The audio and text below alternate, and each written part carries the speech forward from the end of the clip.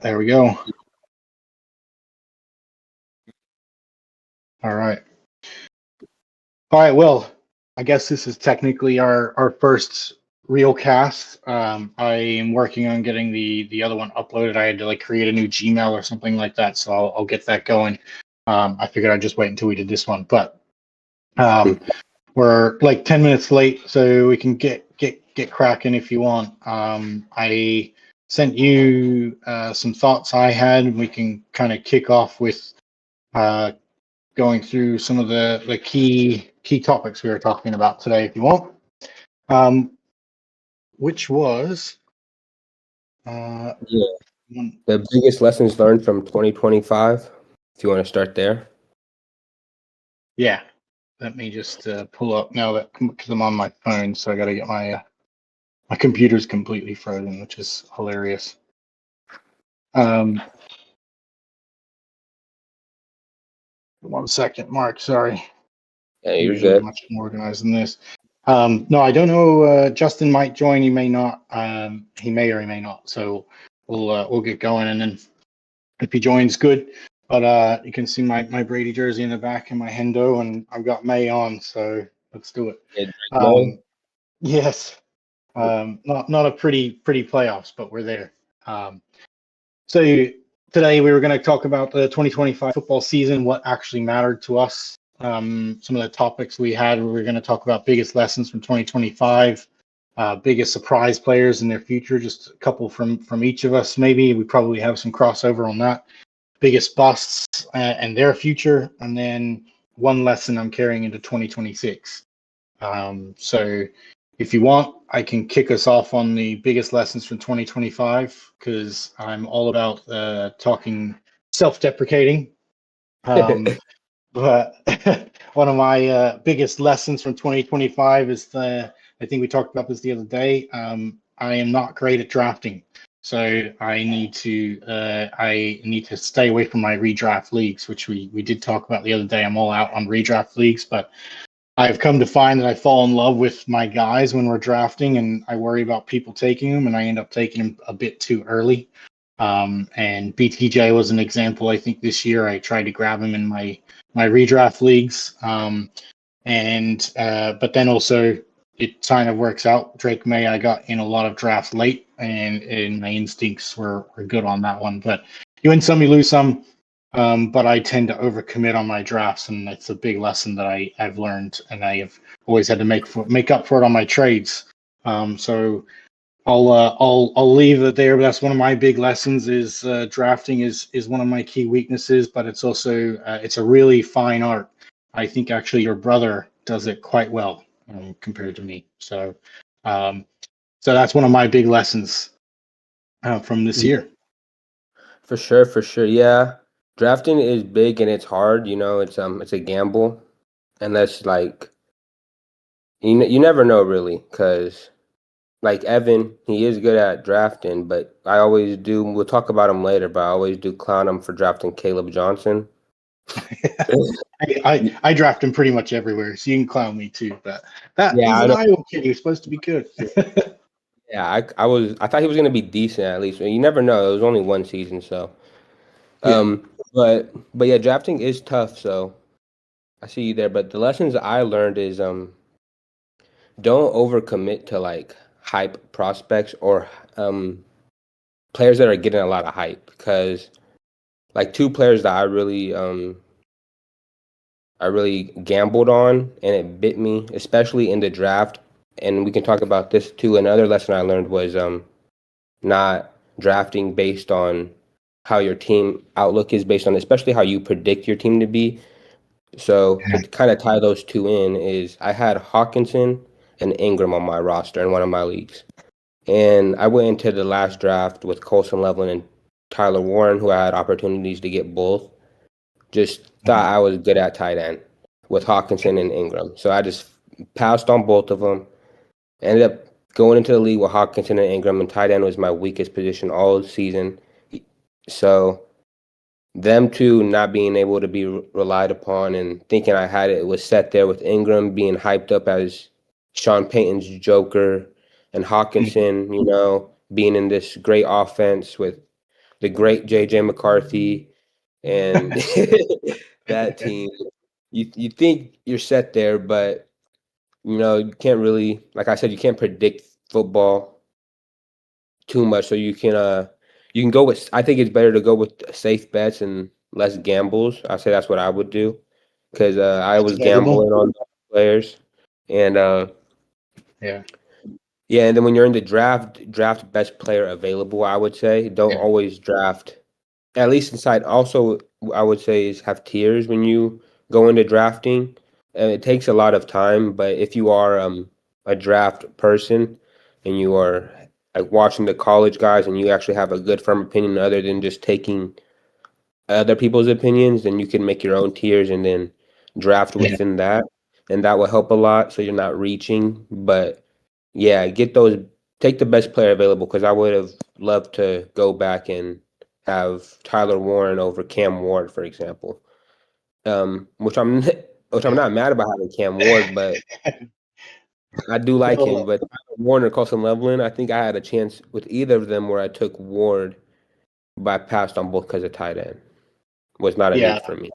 I think in a rookie draft, and I think that's where I was going. That's my weakness is I fall in love with my guys. I love Caleb Johnson. I thought he was going to be a rock star. He just fits Pittsburgh Yeah, and didn't work out this year. Maybe it still will, but like you said, but I passed up on Ibuka in so many leagues, and he went to Tampa. Ohio State produces good receivers, sure, all that, but he had Evans, Godwin, McMillan. It just felt crowded, and didn't think he was going to get the chance. Plus Bucky and everything else, and I really, really regret missing on him. And I should have just taken best player instead of going for a Caleb Johnson or some of the others that I took as well. But that was a big one that I kind of continue to look back on rookie drafts and beat myself up about. But yeah. And two other things I would say, kind of to piggyback off that, would be when you are drafting, don't really. What I've learned from the past two seasons, mainly with JSN, Egbuka, Bucky Irving, and then those are some of the people who you pass on and you wish you took because of situation. And then there's people like Marshawn Lloyd or Hmm.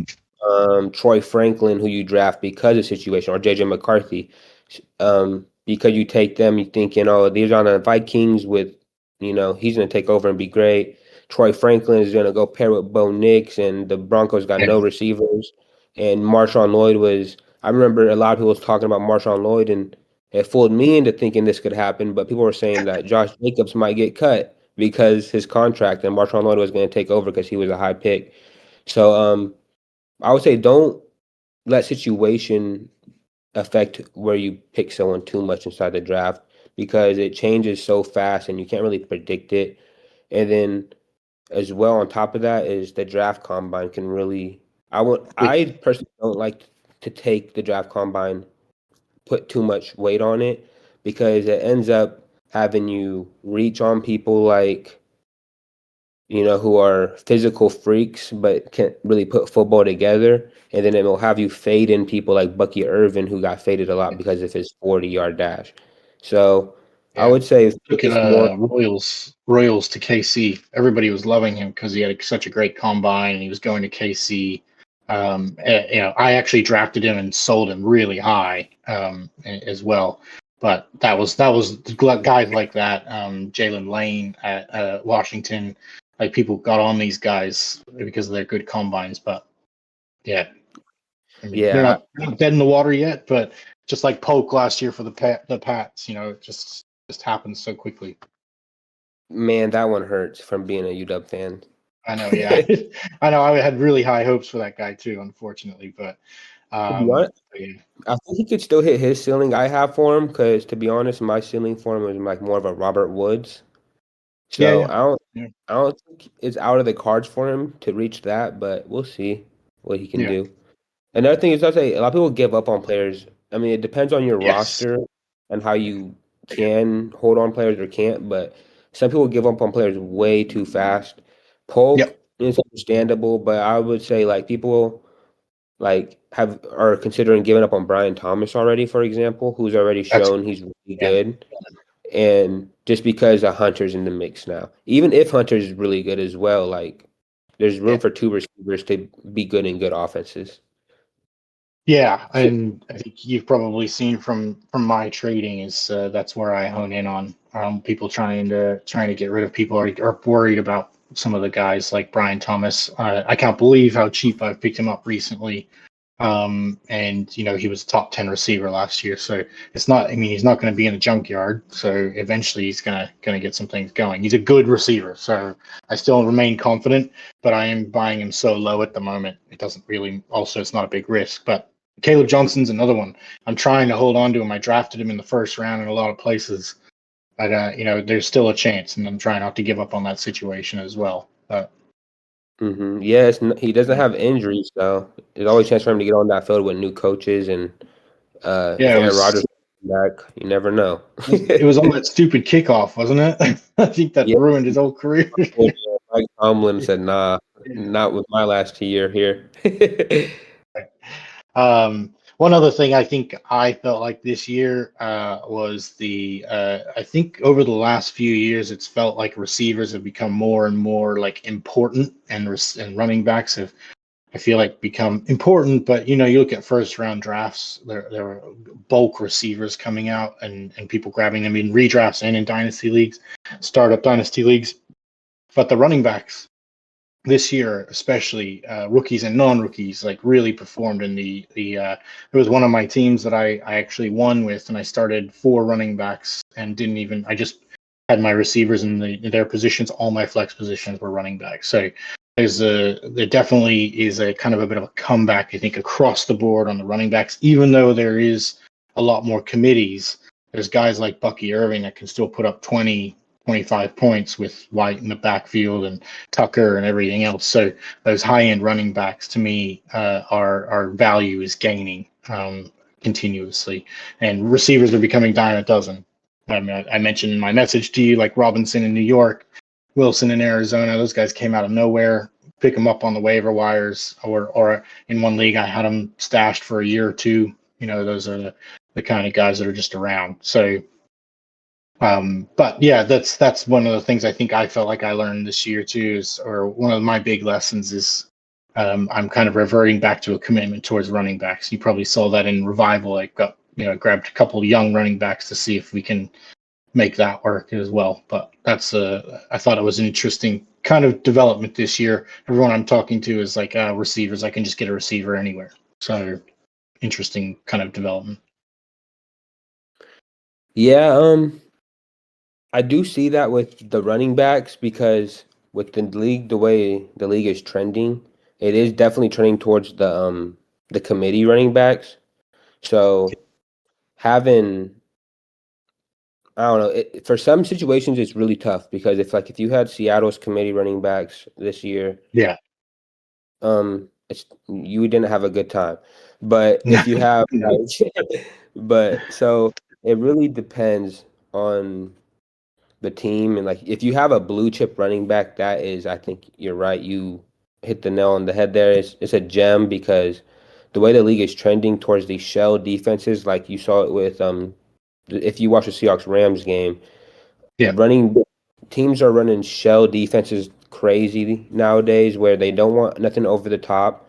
So players like Xavier Worthy or even like a Tyreek Hill in a modern NFL, the way defenses are playing now, may have been a less valuable asset Yep. then that's maybe Xavier Worthy and players like that are not doing so well, or Rashid Shaheed isn't getting too much deep bombs because teams are playing to eliminate the deep bombs and allow the underneath. So you see these running backs getting easier lanes and they're smaller linebackers and Yep. they get the dump offs as well. So these running backs you see are getting a lot more opportunity to Yep. be featured in offenses, even if there's two, like you said, like even if there's a team that is focused on running the ball, like the Falcons, Bijan may be good and great, but he's gonna need a break or he could get hurt and knock on wood, but if you have him.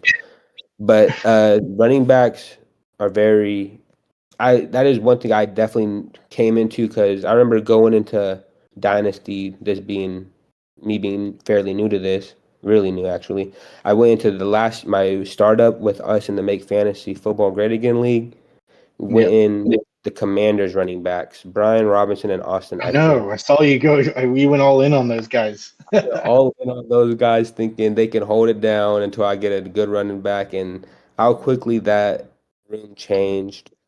It Yeah. really like left me in a hard spot because running backs are not easy to find or get. Like though, if you have a great one, you're set, and if you don't, then you're just searching in the draft to get one. And I've been searching, so I definitely agree Yeah. with you, but you got to get a good running back.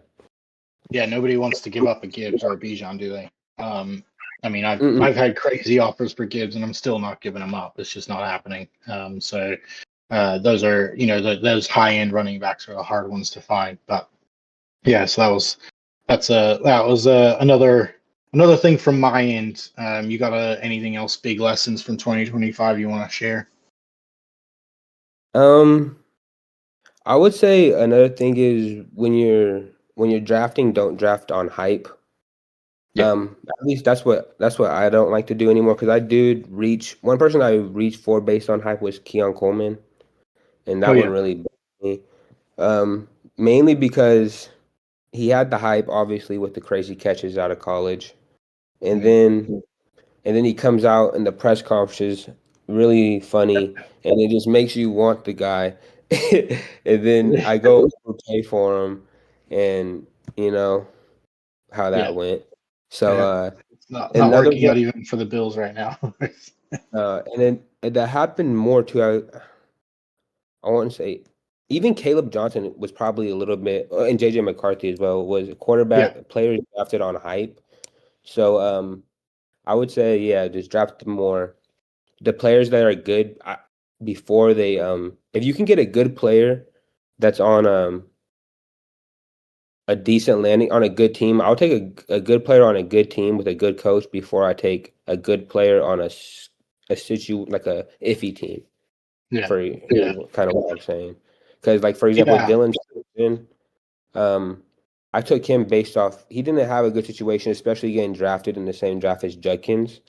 But Yeah. before the draft, I really liked Dylan Sampson. So it Yeah. was a late pick I used on him. And to get someone who is really skilled, Yeah. you can at least bet on them getting on the field at some point. Yeah, especially with the Judkins injury. But you're right. One of the things that I look back on Caleb Johnson, for example, is Jalen Warren was always supposed to like kind of get more carries when Harris left, and then they signed Gainwell. And in my mind, it's like, yeah, he's just a shit signing, and he'll never probably play. But in the end, he's actually taking over on Warren. Um, he's a dynamic little player, but then a rookie doesn't get the carries that are supposed to get, especially in that year one. And there was no real clear signs that Caleb Johnson was gonna, be a star. But I bought into the hype with myself in a few drafts. But I was lucky enough to get him in the second round in one draft, but in a couple others, I took him in the high first. So, but yeah, I agree that hype gets crazy, and it's hard to know when to kind of buy into it or not. But I would always suggest people, when you start hearing the hype or you start liking a guy, go watch a couple college games. And then also remember, college isn't the NFL. Literally, my wife says this all the time when I've got college football on Saturdays. She's like, "This would never happen in the NFL. This is such a joke." So, you've got bottom end players that you're playing against in these D1 schools too sometimes, and it makes players look a little bit better. So, Keon Coleman's a great example. I liked Keon Coleman. He was at Michigan State. I'm a Michigan State fan because my daughter went there. But he played at Florida State. The ACC is weak, and especially in the secondaries in the ACC. So should have. I actually stayed away from him because I didn't like him from Michigan State. He dipped on Michigan State, so he's always been on my blacklist. But you're right; those interviews I started to buy in a little bit because the guy was kind of funny.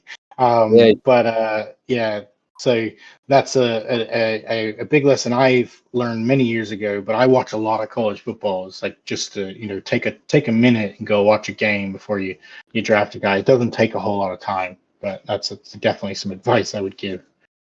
Mhm. Yep. All right, biggest surprise players in their future.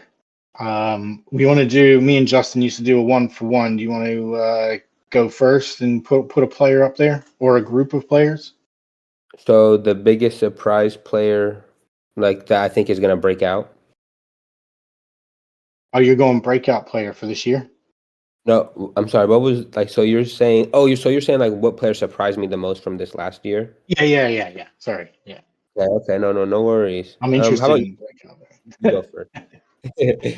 You want me to go first? Yeah, I'll go first. I was just talking to this about this the other day with Austin in Revival. Is JSN, and I was also talking to Ben about this. But I did expect JSN to be decent, but not where he was. That was a different level that I didn't think JSN even actually had, to be honest with you.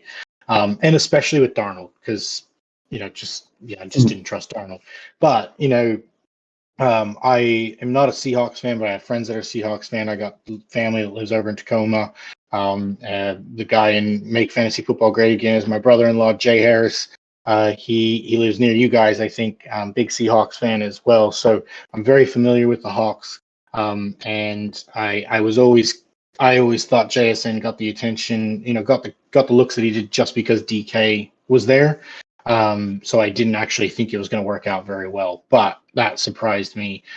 I thought maybe top 10, 15, he'd sneak in there. But number 2 receiver, that's pretty badass and pretty ballsy. So I don't know if it'll continue. I still. Oh no. He will be right back. Did I lose you? Yeah, you did, but we're back. Oh yeah. I still have my reservations on JSN for the upcoming year as a top 1 or 2 receiver, but I know you probably hate that as a Hawks fan. So that was my biggest surprise for this year, and the future looks really fucking bright for JSN. Okay, so you said at the end you were worried about him being a top 3 receiver again. I am, yeah, but that's only just because I think I'm still not kind of completely bought into JSN for some reason, and whether that's Darnold or what.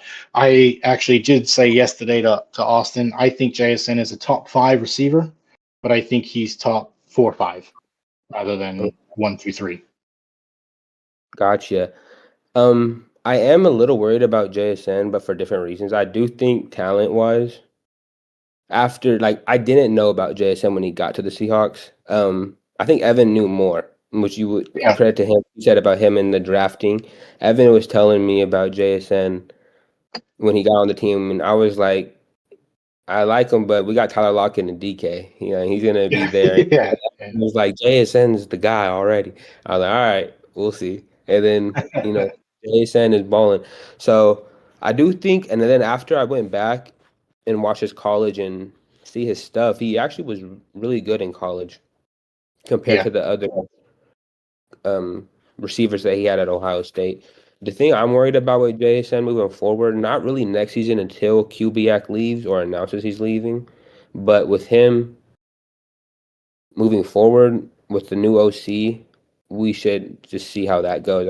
I'm just gonna leave it at that. But with the current OC, I'm not worried with JSN because he got JSN looking like yeah, I don't know, just super like using him in so many different ways and all over the field, and like definitely is focusing on using him as the premier target in this offense. As long as we got that OC, I think JSN is a safe bet into the yeah, top 4 for sure. But without him, I don't know. We should see. I don't know. I still have question marks with Sam Darnold personally. I think he's really shown he can handle the pressure, but when you have a different OC and who's not setting you up so nicely, yeah, and I don't know. I still think there's question marks that he needs to answer, and he's still a somewhat young quarterback. He's a vet for sure, but yeah. he's not like 30 yet. So, he's still got Yeah, some growth. I want to keep putting down Darnold, and that guy keeps proving me wrong. So it's not much I Yeah, can do about that. But he's the main reason I didn't think we were gonna be this good. I thought he was more yeah, of an me out too. Me too. but he proved me wrong for sure that he could take us to Yeah. the Super Bowl. So How if many I people thought Milrow was going to start this season? I think I told you and Evan halfway through the season. I was really wrong. yeah, I never liked Milrow because his accuracy is trash, but I thought he could be the future like in 2 years, but I don't think so anymore. I think he's just you Yeah. know I Poor, honestly poor thought Anthony I thought Richardson. best case for him he'd be future like Taysom Hill. Yeah. Yeah. But we should see because now Sam Darnold looks like the guy. Yeah. But we Any will go. surprise players for you? Or I got a bunch I could name, but Yeah, you go off and do another. Actually, I'll go with because I had a chance to get him. I'll throw him as my biggest surprise, and I'm not going to use Sam Darnold, who was a big surprise player for me because we just went Seahawks and talked about Sam Darnold. But Trey McBride for the Cardinals, I mean, he surprised me because, like I said previously, thinking I was good at tight end, I had an opportunity to get him in that league where I'm set at tight end, yeah, and I passed on him, not thinking Trey McBride could do what Trey McBride does. So yeah, that was one surprise player I have because he put up one of the most historically great seasons for a tight end yeah, in an offense with a breakout receiver that I think you kind of touched on a little bit, Michael Wilson, yeah. Marvin Michael, Harrison, who was a top pick in the draft, yeah, and whoever at quarterback, half percent and half the league, or for a little bit, Kyler Murray for half the however much of yeah. the season. Percent was So balling. yeah, yeah, when they aired it out and they get going, Trey McBride is just a talent at tight end who surprised me, I would say, for that because I had a chance to get him, so he was very Yeah, surprising for me. those are the ones you look back on and wish you would have pulled that trigger.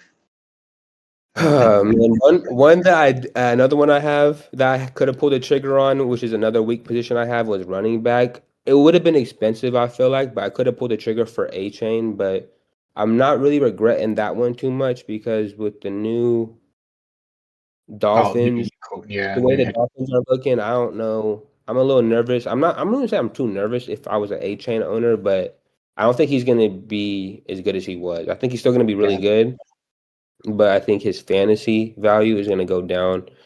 And yeah. if coach is here to stay, because he's defensive minded, he's probably gonna use a lot more Ollie or Jalen, whatever one he likes more. Yeah, I was gonna say Jalen and Ollie did actually really well. Ollie was one of my favorite running backs coming out 2 years ago, and he stayed in college like an idiot. But yeah, that's that running back room is going to probably get a little crowded. But I'm more worried about Waddle on the Dolphins than anybody. I don't know what the hell is going to happen with him. He poor year and new quarterback. He's going to have new head coach. Everything. It's a concerning situation because they only really thrived with Hill. But yeah, yeah, another player to throw out there. But yeah, I have always stayed away from Achane because I was worried about injuries, but he stayed healthy, which is kind of Yeah, a good segue into my other biggest surprise this year was all the injury prone fucking running backs that I passed up on trading absolutely killed it, like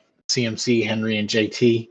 Um, those are three I could have gotten in a number of leagues, but I'm like, nope, they get injured, they're old, I'm not going to touch them. I did grab Henry in a couple leagues, but I offloaded Henry where I could as well, and wish I would have kept him. But they all stayed healthy, and a big question or surprise for me this year, but for their future. And the question is, like, are they going to be healthy again next year? Do we go after them? Do we not touch them? Do I talk to Camus about JT or what?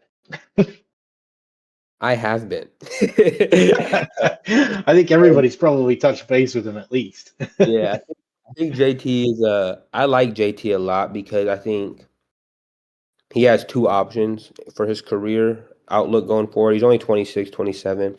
So I think he's either staying behind that Colts O line, which is great, and they're going to feature him, or he goes and has a Saquon type end of his career, where if Yeah, he does get traded or something, it's a team that wants to win now, and he ends up on like a Chiefs. I want to say not them, but just a team, in that stratosphere of needing a running back and in that win now window.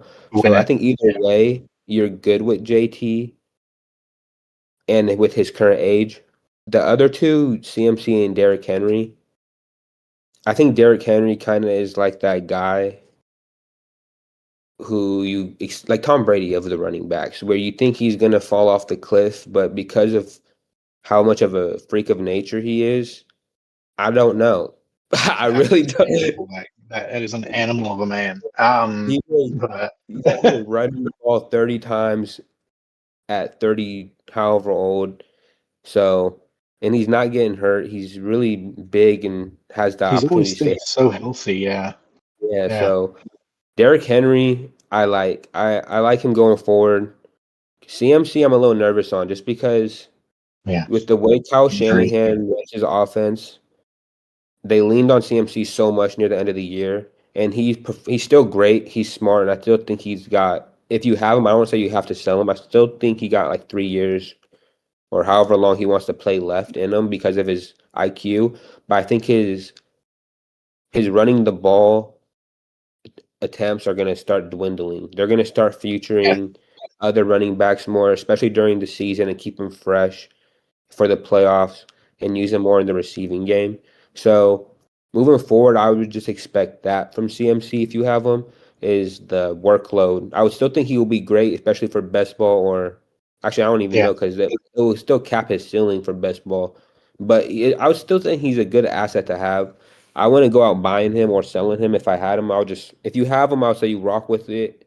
If you're yeah, in a win now window, if you're like not in the, if you can't compete, then maybe you sell him for a pick. But I would keep Derrick yeah. Henry and McCaffrey as holds if you're in a competing window. And then Jonathan Taylor, I would say he is a buy. I like Jonathan Taylor if you need a running back.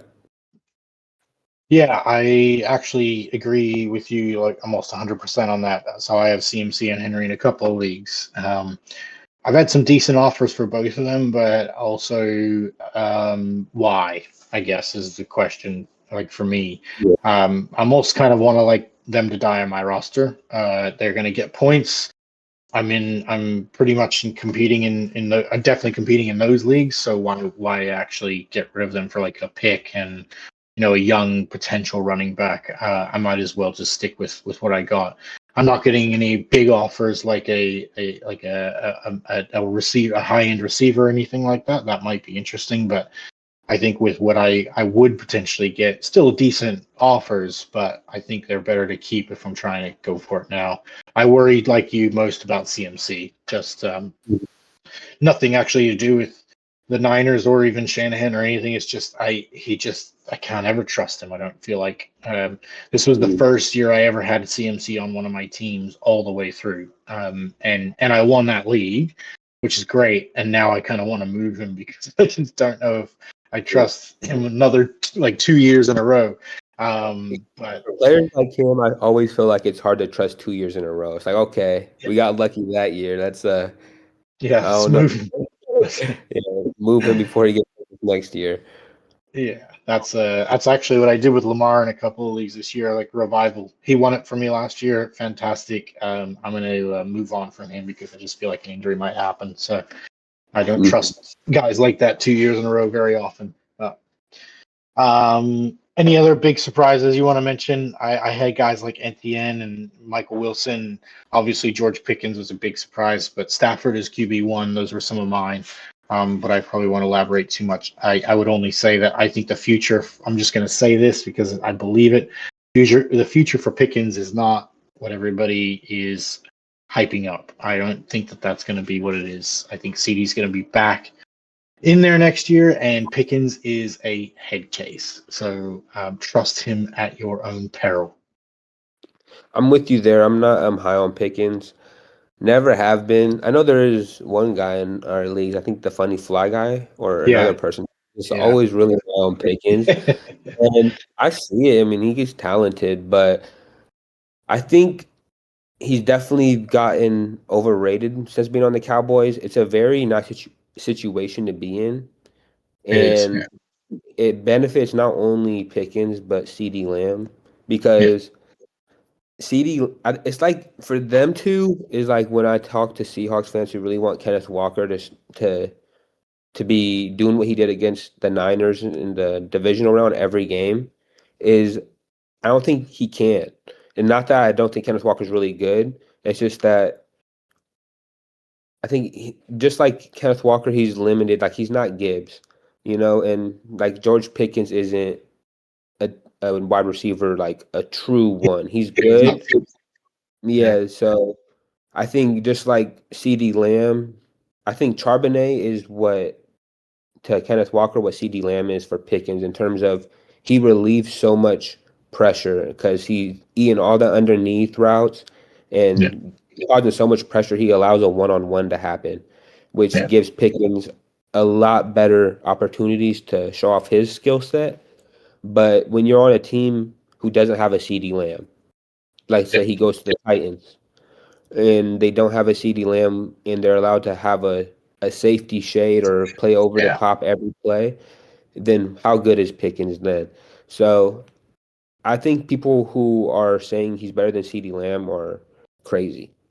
I think that for I I would would agree. if I had Pickens and someone I would have traded him for CD Lamb in a heartbeat if I got In a offered to me. second.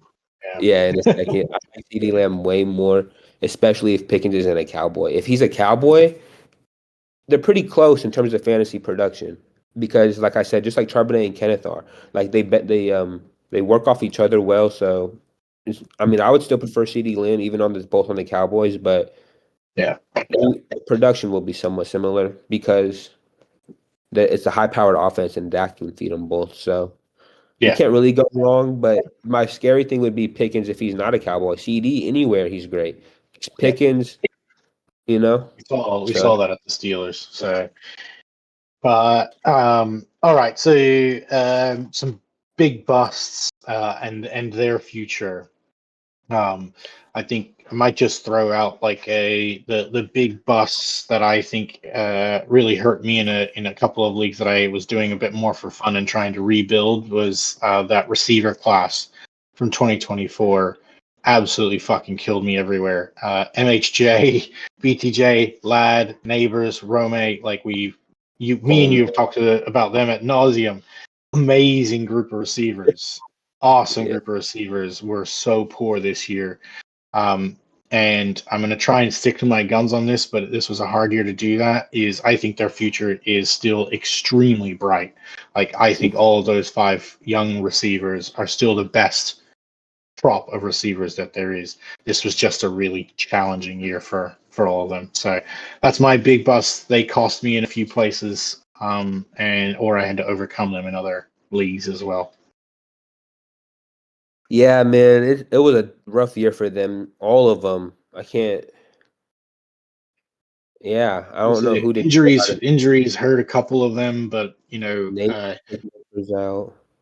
Neighbors and Rome were out. MHJ was out here and there. BTJ situation baffles me, as you know. I don't understand any of Did any, that. I don't think any of those receivers had a decent season. I can't thinking back on it. No, Maybe I the think best one was Lad, I Lad. Maybe think was might have the highest, like in the 25 or 30 area. So, that, um, that but I didn't think about that. Dang, that was a rough year for them guys. I would go as far as to say though that I think 3 of that group are probably close to or in the top 10 next year.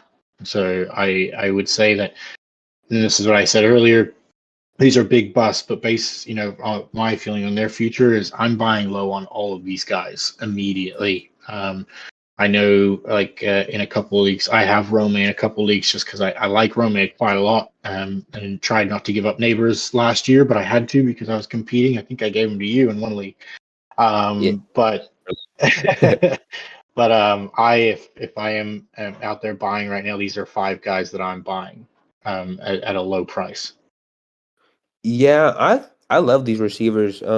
I agree, especially them coming off bad seasons makes them a great time to buy them, especially if you are looking to draft a receiver in this year's draft class, which Yeah, we can talk about as well, maybe in different podcasts. This one's been going on for a while, but I think this draft yeah, class is a little underrated.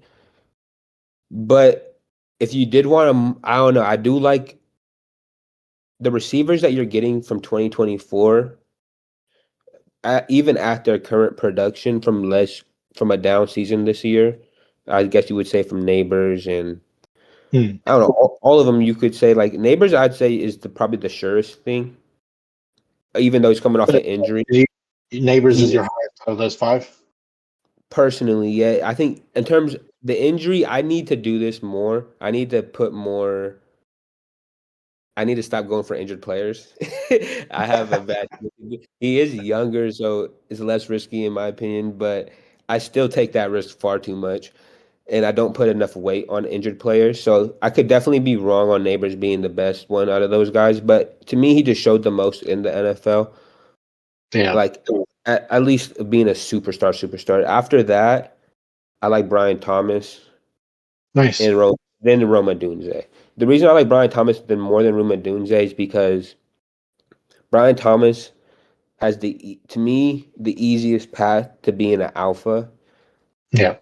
on his team in a good team, like with a high powered offense with Jacksonville being in Florida, nicer weather, like going against the teams that they go against. I think he has a lot more of a higher chance with Liam Cohen than Rome Odunze personally does, even though he's a better receiver in my opinion. I do think Rome's better. I just think he's going to be touchdown dependent.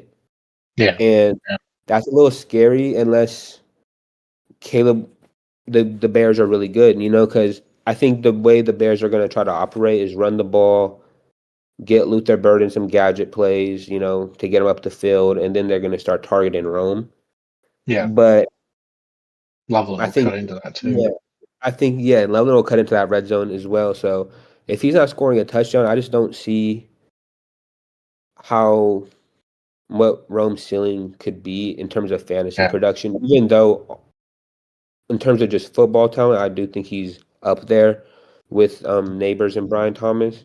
The one I'm the most nervous about is Marvin Harrison Jr. I was gonna ask you who out of that five of you, Yeah, MHJ, really? I would buy him. I would definitely buy him if I Yeah. could. You know, I still think his price is too high for me to go buy him because of what I'm nervous about him for. I still think he's still got a high price point. But if he has one more down year, I would still take a chance on Marvin Harrison just because I think his bad production isn't because of him. I think it's the Yeah. Cardinals are he's like the Cardinals are kind of looking like a Jets situation, which like in terms of they don't know what they're doing. They just like for so long they were so good. I remember back in when we had Russell Wilson, which is such a long time ago when they had I mean, they were decent with Kyler Murray for 1 year, but I don't even like that Yeah. was just 1 year literally. I'm talking about like when they had Carson Palmer Yeah. for those couple years, the Cardinals were Hurt, competitive. hurt 3 years ago too, I think at one point. Yeah, but Yeah. now like for the last I don't even know how long they're like just been irrelevant. Yeah. So They're just they there. they've It's been funny there. because you probably see them more because you're in the NFC side. As I don't even see the Cardinals at all throughout the year. So to me, I think you're right. Like that is your Jets, right? I hate the Jets because I'm a Patriots fan, but I also just like I don't need to hate them. They just suck. So it Yeah, doesn't matter. So that's how the I have to Cardinals. like kind of hate on other teams. Yeah, I can hate on the Rams and the Niners because they can actually give us problems, and the Yeah, Cardinals. yeah, right. We can actually root for the Cardinals to hopefully beat them because even if they win, it doesn't matter. So, yeah, I think he's just in a very terrible situation, and that's what happens when you're the best receiver drafted in your class. You get the worst Yeah, situation most likely, and I think this year would not be the best time to buy him because the situation I think is going to be the same. He's going to yeah, have either Kyler Murray or Jacoby Brissett at quarterback, or Ty Simpson or Chain Bliss. Like either way, it's not great. And then he's got a lot of competition. At least I don't know. I think Michael Wilson's maybe is he a free agent next year or this year? I believe it's the following year. I think it's next year. Yeah, because he's 25. I know that. I think he's got one more Yes. year left on his So you still got contract. Michael Wilson. They might draft a receiver again.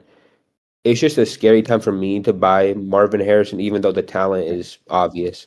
I would, unless you can get him for a fair point on someone is selling him because they don't like him no more mid-season or something. I would wait one more year. But yeah, he's still very talented. I would go in on him. It's just his situation sucks right now. Yeah, I think you probably know out of those five who I'm most concerned about is Ladd. And I've said this from the day. I actually really like Ladd as a receiver. I don't mind the Chargers, but I just think this year he's felt like he was phased out. He's got injury background. He's a small guy. Like I always kind of fade on those guys. Just they concern me. But I don't know. We'll see. I mean, still, I think I've said to you, he's a good receiver. I do get it. I'm not buying him at a decent value just because I don't think he's going to be like a top receiver, a top 10 receiver. And I think when I said like 3 out of these 5 could, he wasn't one of those 3 that I could see being a top 10 receiver. But I think the 3 of the other guys could possibly do that. Yeah, I agree. I definitely think any of those. I don't think, Ladd's not quite in that tier, and just in terms of pure talent, raw talent Yeah. with those guys. I do think his ceiling, unlike those 3, well, I guess those 3 as well, is more so based on how good the Chargers are doing. Because if you kind of notice, when he does best, it's when the Chargers are running the ball and and it's kind of like a slower pace game, because when he can run the ball and they set up play action, that's when he can start being utilized. But when they're passing the ball down the field, Justin Herbert got his eyes set on the big play threats. So it just kind of depends on their Well, Mike pace of, McDonald is coming to town, so I was gonna that do that. that should be Very exciting. Yeah. Because as you know, I'm a little bit higher on Lad than you. Yeah, I know. So with Mike McDaniel coming into as the new OC, I I said think, McDaniel. I think it's really I'm excited for Lad, because I think this is his year. Because I was always high on him coming into the draft. He was my favorite receiver, like that I could get my hands on after those guys. Yeah, Because I do agree those guys are the better ones, but I don't think I was in position to get in. Actually, I got Roman one because he fell, but to like 106, which isn't a fall, but I got him there. But Ladd, he was more of that 110 to 203 range. People didn't know where to get him because of the injury concerns. I was more on the 110 range. If I had the 110, 111, I was taking Ladd or Jonathan Brooks, which let's not talk about him yet. yeah, But I really like Ladd McConkey. I think him and Justin Herbert are just gonna get that connection more so than once Keenan Allen's gone, it's Ladd's time to shine. So I'm high on it. from so many people. I don't think he's top 10 like you said, but I do think he can be a reliable option. Just solid 15-ish range for his whole career. I think he can be solid for you. I could potentially see that as well, but I know we've been going for a little bit, so I might just like throw out some of the other stars that were a bit busts for me, but actually knew most of these. But like AJ Brown, obviously still top 15, but I think so many people had him so high at the start of the season. I don't think he's going to be at the Eagles next year either. I don't know who even wants to buy him right now. I'm actually trying to pick him up in a few leagues, like super dirt cheap, just in case.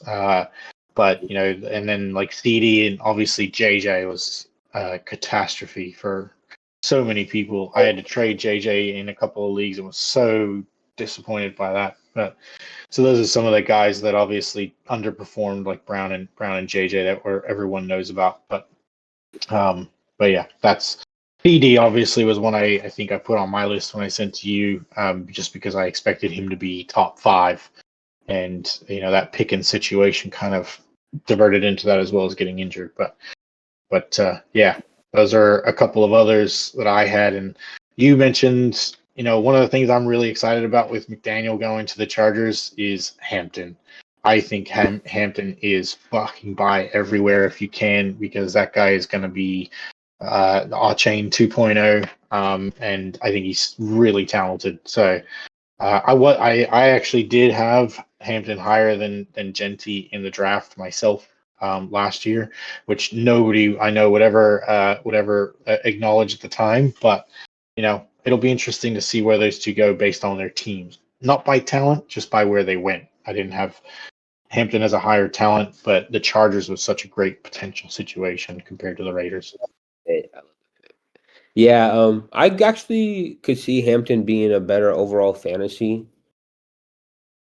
thing going forward because these Chargers are going to be one thing I loved about John T when he did get drafted. Maybe it was my Seahawks pride, but I love that he was going to Pete Carroll. Yeah. And what I didn't look into was Chip Kelly being the OC, but I thought they were just going to run John T, just build that whole team and have a decent. I was being really optimistic for the Raiders, thinking they were going to be good, but they were really obviously not. So John T didn't do too well, but Hampton is in a secure situation. Like would love to have Hampton more than John T right now because he's on the Chargers, and they got McDaniel, like you said, with Harbaugh, who's going to have a good defense and want to run the ball. He's like a I don't want to disrespect him, but he's just a smaller version of Derrick Henry to me. Like he can Yeah. do all the things Derrick Henry can do just in a smaller body, so he's not quite as effective. But he's Yeah. gonna be the closest thing we see to Derrick Henry. Once Derrick Henry's gone, unless a big guy like Derrick Henry, who those don't grow Yeah. on trees, come into the league, Hampton's the next closest thing. He's 6 foot, he's big, and when he catches the ball on the outside and gets downhill, if Mike McDaniel is Yeah. drawing those up, he's gonna be great for fantasy. He's like really hard to bring down. Like I said, like we talked about how defenses are getting smaller. He's probably the biggest player on the field outside of the linemen. So Yeah. he's gonna Yeah, I think be tough. he should have a good one. That Chargers. That's the only thing I think you may you're onto something with Lad is just with McDaniel coming. It's amazing to me like a coach how much a coach can completely change your perspective on guys, right? Like Hampton. I like Hampton, but McDaniel now that's like really exciting and Lad um and I actually think Neighbors and I don't like Dart, but I think Dart, Neighbors, and Scat like there's a potential opportunity there with Harbaugh to be a bit exciting. Even though they're already a little exciting, but it just depends on who comes in the door, who walks in the door, or as you said earlier, the team that they get drafted on. Unfortunately, for some of them. What are your thoughts on the Panthers and Ted McMillan? Oh man, that's a really tough one. I wasn't into Tet, and I didn't want to draft him. But I watched a couple of games for the Panthers, and especially like the playoff game. But also, I watch Red Zone obviously, and follow all that stuff. So he just feels like a baller, like a Mike Evans. And I Mike Evans went to A&M, so I hate him forever because I'm a Longhorns fan. But man, that guy, I wish he was on my team. And when I saw Brady throwing to him, I was so jealous because we had Moss one day at one point, but Evans is just one of my favorite receivers, and just so pure. And I see that out of him as well. So I'm excited about what's like potentially coming there. I just worry that Bryce Young is his quarterback. And I'll leave it at that.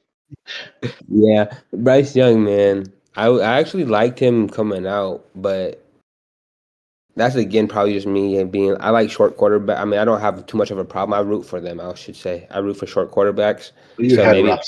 So, yeah, we had Russ.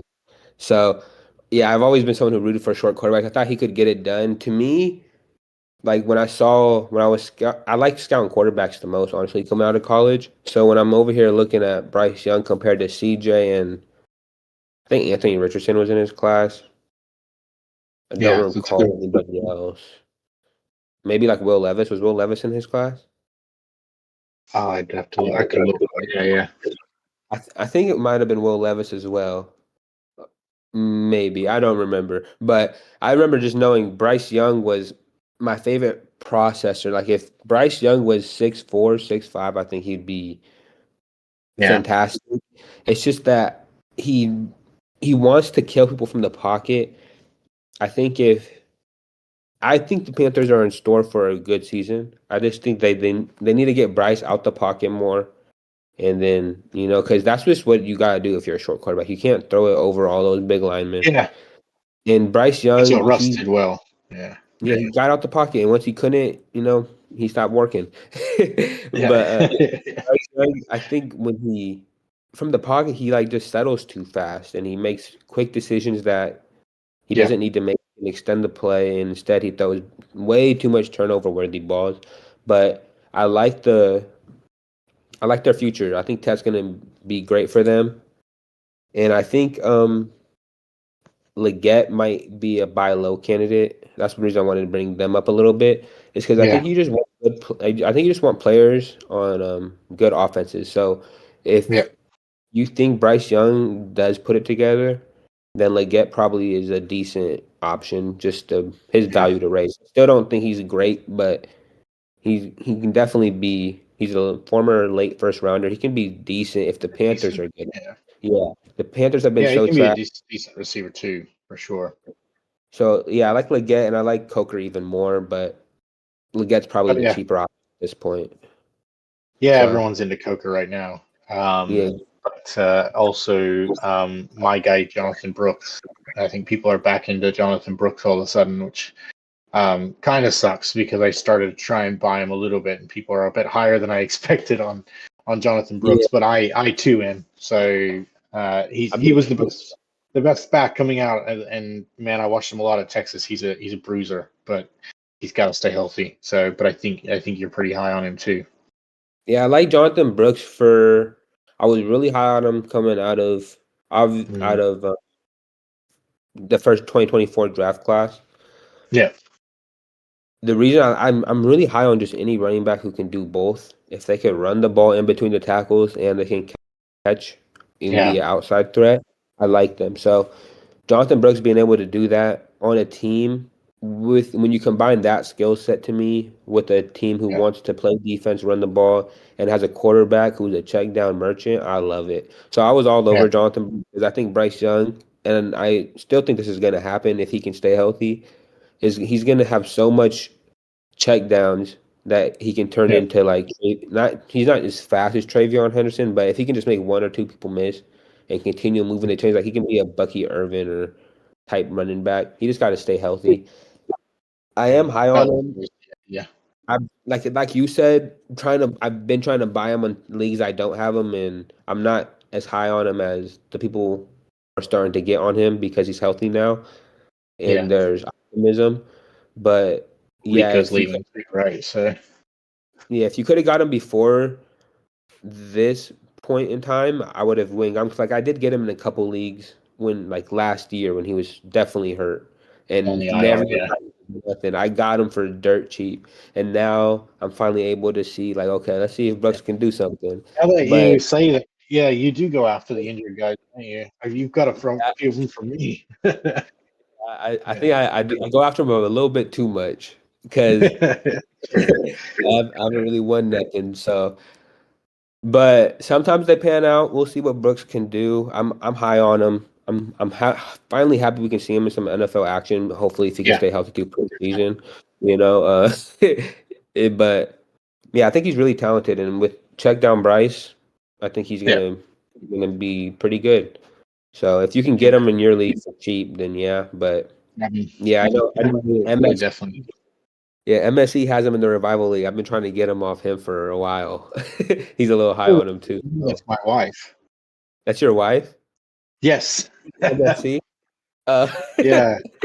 oh, okay. He's Well, I've been just. thinking of her. She's a good negotiator. She's high on Jonathan Brooks. Uh, I know. I was talking to someone else because she kind of grabbed Rome, and I wanted Rome, but Ben won't trade with me, so I can't get him. But she is very fierce, so I would recommend to be careful I with see. her. I see where she gets it from. I've been negotiating I with her for weeks. I tried to tell people, I did try and teach her everything she knows. So she's yeah, she's got me in a couple leagues, unfortunately, but she's good at what she does. But she gets stuck on players too, so you just gotta make sure you keep an eye out on that. So, but but yeah, I think all of that said, the Panthers, like you said, I think actually could be a potential there. I worry about Young, and I think like you said, his height and everything is one thing, but he just makes some like irrational decisions sometimes, and I would have Yeah. thought by now that would have been cleaned up, but I do like in the end, your initial question, I do like Tet. But everybody likes kind of if they if they're holding him, it's an expensive buy, and I haven't Yeah. not buying him in on a top 5 receiver yet. But I do like him. He's got some fucking moxie, and I love that when a receiver has that. That's why I love. Yeah. I have a secret of a passion for DK. I love DK Metcalf, but he's just not as good as he should be. But I just like the way he plays. I think DK, I've been saying this since he's been a Seahawk. He's always been used as an X. I don't think he's an X. I think if he could be used, he does some dumb stuff when he does do this, but I think if the right OC had him in like a Debo Samuel type role, Yeah, that's where he would be doing best. Like, I don't know how he's looking in Pittsburgh, but I'm pretty sure it's similar because they're kind of old school like Pete Carroll was, but they're probably not throwing him that many screens and just getting the ball in his hands in short situations and letting him run. yeah, Because I think that's what he can yeah. do He's best. He, big, he strong doesn't. guy. Yeah, they try to do jump balls, and you would think because he's big, strong, and fast, he can do those, but he just Yeah, has some of the worst hands. Like yeah. he's not plucking the ball in the air like that. He's more so of just an athletic freak that if you can get the ball in his hands, he could do special things. But I don't think he's had a good enough offensive mind put him in those situations throughout his career. No, I And think they want to put him up for the deep ball and try and jump up he, and catch it, but it's just he, not his. I like seeing him, like, like you said, a little screen behind the line of scrimmage and beating down some guys because that's what he yeah, does. farm him. He's like, he's a beast. So cornerbacks would not want to tackle him. So if you could just use him a lot more on RPOs and screens in those kind of situations, then I think he would probably do better. But they use him, and which is also good. He's a really good run blocker as well. So Yeah, they use him a yeah, lot in that situation as well. So it kind of sucks. He's just not his skill set just hasn't translated to fantasy. But yeah, I do think he's a lot better than yeah, people are yeah. Me giving him. too. Me too. Okay. All right. I know we're like 10 minutes over, at least 10 o'clock here. And so I'm probably gonna need to head off in a minute. But anything you want to end on your end? Yeah, I just want to say before we go ahead and head off here, going into our next East to West little chat, uh, I would say going one thing for to think about and just keep in mind is next time we'll talk about the draft class, the 2026 draft class upcoming. I think it's extremely underrated, and the reason I believe it's underrated, well, one if you think 2025 class was good, this one I just passed, I think it's on par with that one. Personally, I just think the difference is the running backs and the receivers. This next class is going to have some really good receivers if they can get decent enough spots versus last year's running backs, who I think might have been a little bit overrated, if you ask me. I do think that the top ones are great, Hampton and John T. And then I think out of the other ones, like there were four really highly touted ones: Caleb, Harvey, Trey, and Judd. Yes. I think out of those, there'll probably be one other really good one. And like unfortunately, like for some of them, like Harvey and Caleb might just be, there. And then out of Yeah. Judd and Trey, I think one of them just won't have the best fantasy career, whether it's due to injury or due to skill. I think both of Or them just have beat potential. Browns Yeah, potentially. yeah, I think both of them have potential to be just committee backs who are not necessarily featured as a Yeah. premier back. So the fact that those running backs to me were a little bit rated highly, and these receivers are, I think there's going to be some sleepers that people are not projecting in this class, mainly at the receiver position that are going to be like on par with those running backs in terms Yeah. of Hampton and Junty. And Yeah. the biggest reason I have for this thinking is because I think even moving forward in 2027, 2028, draft classes will be overall dwindled down because of NIL. And it really took that's the biggest reason this class looks so weak, because I think the depth overall will, maybe it's not even gonna go down because people are looking at it as this player went back who's really young. For example, LJ Martin for BYU. The guy who just went to Texas, you should know, you're a Texas fan. Who's the running back? You guys just got transferred. He transferred they- away was Wisner. No, you guys got a new running back. He went to Alabama, and then he ended up Oh, and went to yeah. U. I did see that. I haven't Wayman. followed it as closely. No, I've Hollywood been more Smothers. following the people coming out.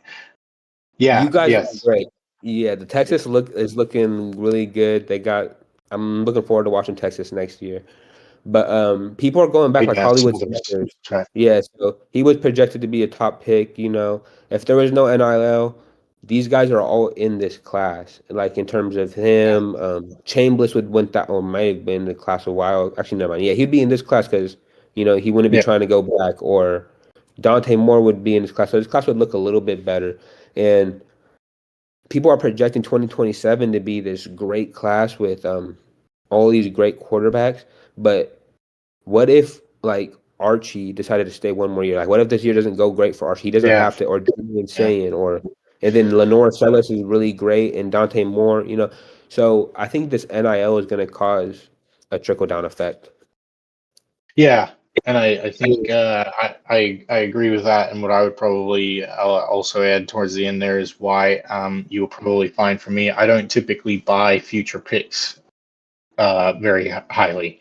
So I give away my picks quite often very quickly in a lot of leagues, just because you just never know what's going to happen in the future. So you're probably getting called at me like I'm like getting called at, but I am. So I'm going to end on that. We are talking about the draft next time, so we'll set up a date and do that. I will get the videos downloaded and if anybody does watch this in full length, as well as try and get some action on the Discord and some questions from other people. Hell yeah, man! Good talk. All right. I'll see you. Have a good All night. right. Yeah. Bye. You too.